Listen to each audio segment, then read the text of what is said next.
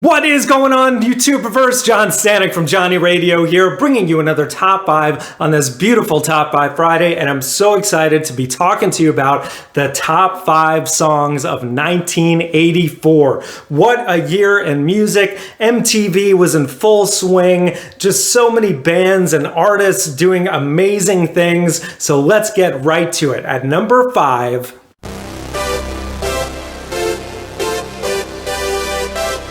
Jump by Van Halen from their album titled 1984. This is such an awesome song. And you know, I could have picked other songs off this record like Panama or Hot for Teacher. There's just so many hits off of this album. But to me, Jump is the one that whenever it comes on, I'm just like, oh yeah, it literally makes me want to jump. It puts me in a good mood. That keyboard riff by Eddie Van Halen is so cool and so different for a Van Halen song, especially at that time. You know, they were just a full-blown rock band up until that point, and it was a little odd to hear them doing synths if you were a fan of them. But for me, I was 6 years old, and that was more or less my introduction to the band. And just watching the video, you could just see them having so much fun. Eddie always smiling, David Lee Roth jumping and doing splits in the air. It's awesome. And then on top of that, what a guitar solo and what a keyboard solo. Eddie Van Halen was just a genius, and that is just at my number 5. So now at number 4,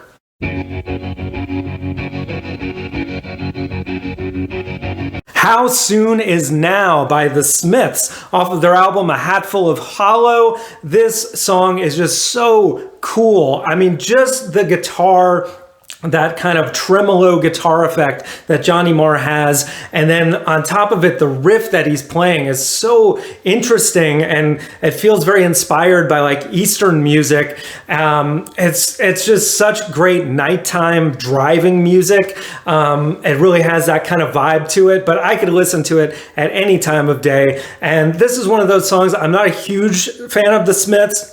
Morrissey sometimes is kind of hit or miss for me vocally, but his vocals on this are so cool and mysterious and interesting that it's a song I could listen to over and over again, and that is just my number 4. So now at number 3,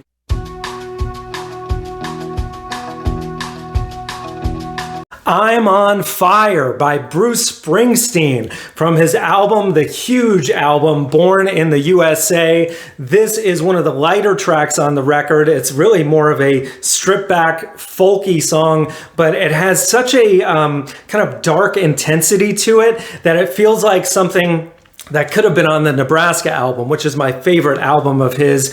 But man, what a record this was. It was like Bruce had pretty much taken over the world at this point. There were so many hit songs, including the title track and so many others. But this is really the standout for me. And I just love at the end of the song when he's just doing that falsetto thing that he does so well. It's just beautiful.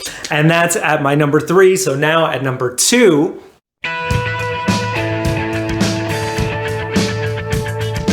Pride in the Name of Love by U2 off of their album The Unforgettable Fire. Man, what an amazing anthemic rock song with a message. A song written for and about Martin Luther King Jr. I would say out of, there's many songs that were written for that guy. This is the best. And I don't know, I love the record version. I also love the live version from Rattle and Hum where he says, on right into the last chorus, for the Reverend Martin Luther King, sing. It's just so powerful.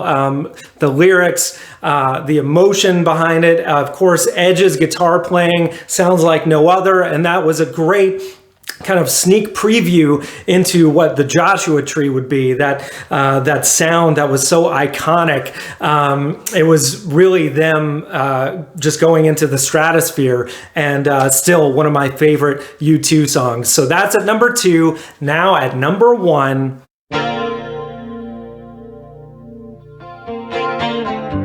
Purple Rain by Prince. Of course, it had to be Prince. And you know, I almost struggled between this one and When Doves Cry, which was also huge. Just so many hits off of this record. It was ridiculous. The movie was even great. Songs like The Beautiful Ones, but Purple Rain, the title track, I don't think you can beat it, man. I think it's the best song of his entire catalog. Even though it's a slow burner that is 6+ minutes, it's worth every second. Just the passion behind it, especially when you watch the movie to see, like, you really feel like, even though the movie was fictionalized, kind of you get a little bit of a window into the songwriting process and part of the pain behind the song. It makes it even better. And man, when he's hitting those high falsetto notes at the end, and the guitar solo is just Prince was a guitar rock god, and this was just proves every minute of it. So that is my top 5, guys. Let me know in the comments below what you think. Let me know what your top 5 of 1984 would be. If you're so bold, leave me a top 10. There were just so many great albums and songs and things going on in that year musically.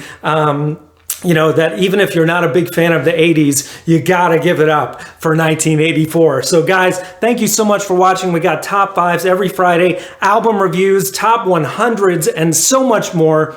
Thank you for watching, and as always, Viva la vinyl. So guys, thanks so much for watching. Please like, subscribe, and be sure to ring the bell for notifications so you can always see great quality content like you're seeing on the screen right now. Thank you so much for supporting Johnny Radio, and I'll see you soon.